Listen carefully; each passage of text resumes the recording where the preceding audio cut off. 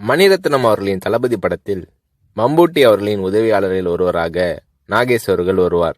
நாகேஷ் அவர்களிடம் 10 நாள் கால்ஷீட் வாங்கி இருந்த போதிலும் படத்தில் நாகேஷ் அவர்கள் நடித்த 3 காட்சிகள் மட்டுமே இடம்பெற்றிருந்தன.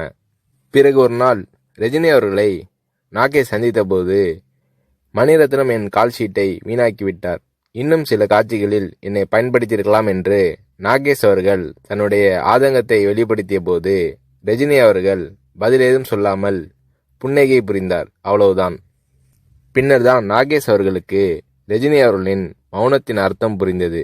ரஜினி அவர்களிடம் பேசிக்கொண்டிருக்கும் போது அங்கே இல்லாத 3வது நபரை பற்றி குறை சொல்லி பேசினால் ரஜினி அவர்கள் அதை விரும்புவதில்லை. 3வது மனிதரை பற்றி பேசுவதோ விமர்சிப்பதோ நாகரீகம் இல்லை என்பது ரஜினி அவர்களின் பாலிசி. இது நாகேஷ் அவர்களுக்கு தெரிய வந்தபோது ரஜினி அவர்கள் மீதான மதிப்பு நாகேஷ் அவர்களின் உள்ளத்தில் பல மடங்கானது.